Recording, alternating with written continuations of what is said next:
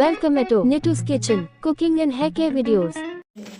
ഇന്ന് നമ്മൾ ഉണ്ടാക്കാൻ പോണത് പപ്പടം ചമ്മന്തിയാണ്. അപ്പോൾ നമുക്ക് ഉണ്ടാക്കാൻ തുടങ്ങാം.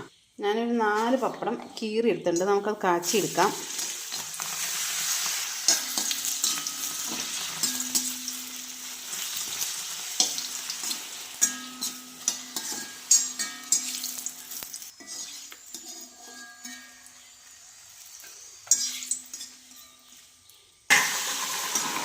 നാല് പപ്പടം അങ്ങനെ കാച്ചി എടുത്തിട്ടുണ്ട്.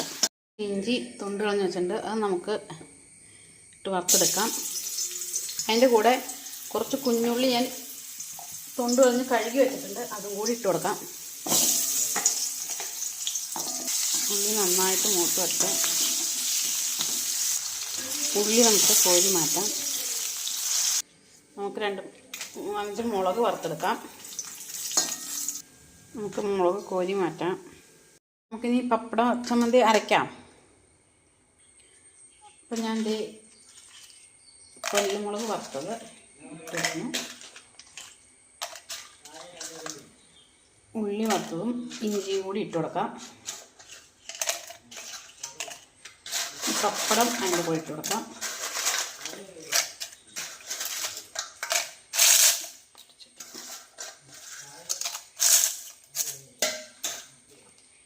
കുറച്ച് തേങ്ങ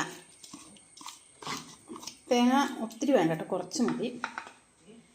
ഒരു നെല്ലിക്ക വലിപ്പത്തിൽ വാളംപുളി ഇട്ട് കൊടുത്തു.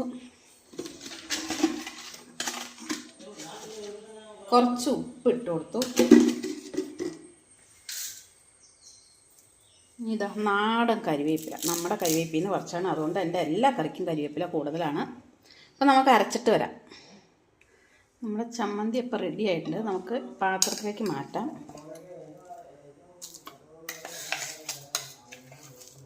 എല്ലാവരും ഒന്ന് ഉണ്ടാക്കി വെക്കണം കേട്ടോ.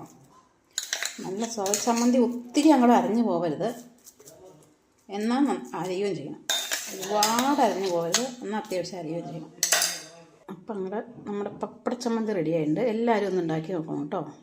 എൻ്റെ വീഡിയോ കണ്ട് ഇഷ്ടപ്പെടുവാണെങ്കിൽ ലൈക്കും ഷെയറും സബ്സ്ക്രൈബും ചെയ്യണം. അടുത്ത വീഡിയോ ആയിട്ട് നാളെ വരാം.